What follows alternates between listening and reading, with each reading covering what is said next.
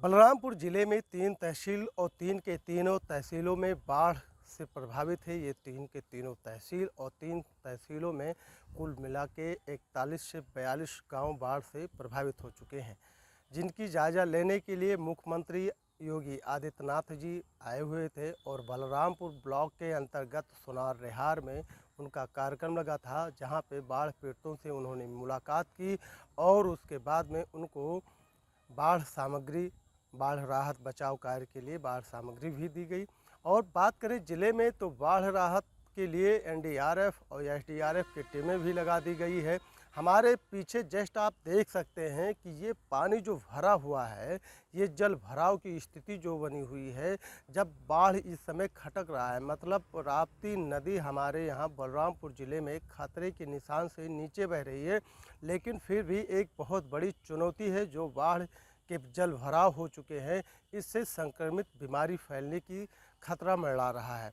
लोग अभी भी बाढ़ की पानी गांव में भरा हुआ है, लोग अपने छतों पर रहने के लिए मजबूर हैं और प्रशासन द्वारा कोई भी राहत सामग्री यहां तक नहीं पहुंचाया गया है।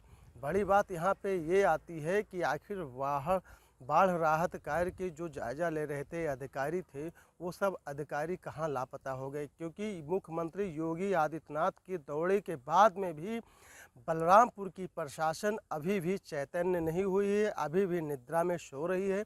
लेकिन बाढ़ राहत कार्य लोगों तक नहीं पहुंच रहा है। सिर्फ एनडीआरएफ, एसडीआरएफ टीम लोगों का रेस्क्यू करके बाहर निकाला जा रहा है। बहुत सारे ऐसे लोग हैं जो रोड पर पल्ली तान कर अपना जीवन यापन कर रहे हैं।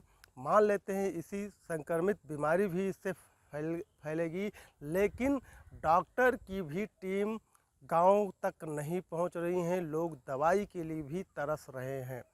बड़ी बात यहाँ पे जब होती है, और मौसम विभाग ने भी एक जानकारी दी है कि आगामी कहीं 2-3 दिन में भारी बारिश हो जा रही है, तो बाढ़ की खतरा और मंडरा जाएगी। बलरामपुर जिले में 3 तहसील और 3 के तीनों तहसीलों में बाढ़ से प्रभावित है। ये 3 के तीनों तहसील और 3 तहसीलों में कुल मिला के 41 से 42 गांव बाढ़ से प्रभावित हो चुके हैं, जिनकी जायज़ा लेने के लिए मुख्यमंत्री योगी आदित्यनाथ जी आए हुए थे और बलरामपुर ब्लॉक के अंतर्गत सुनार रेहार में उनका कार्यक्रम लगा था, जहां पे बाढ़ पीड़ितों से उन्होंने मुलाकात की और उसके बाद में उनको बाढ़ सामग्री, बाढ़ राहत बचाव कार्य के लिए बाढ़ सामग्री भी दी गई। और बात करें ज़िले में तो बाढ़ राहत के लिए एनडीआरएफ और एसडीआरएफ की टीमें भी लगा दी गई है।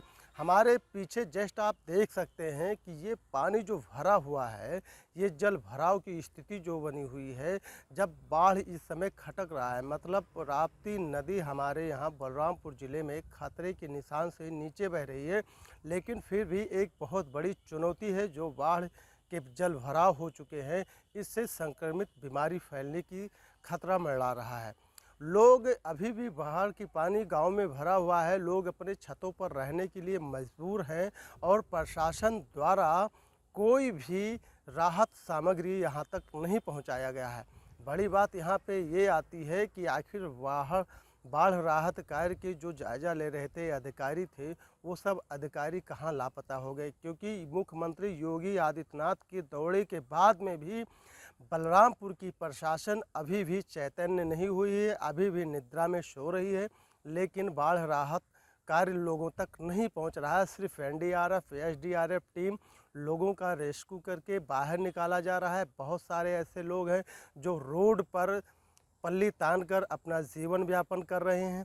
मान लेते हैं इसी संक्रमित बीमारी भी इससे फैलेगी, लेकिन डॉक्टर की भी टीम गांव तक नहीं पहुंच रही हैं। लोग दवाई के लिए भी तरस रहे हैं।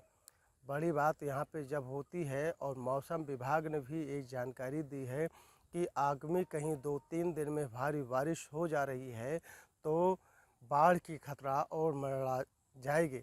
न्यूज़ स्टेट के लिए मैं CP Mishra, Balrampur, Uttar Pradesh. News nation अब व्हाट्सएप पर खबरों की ताजा अपडेट के लिए न्यूज नेशन के इस क्यूआर कोड को स्कैन करें।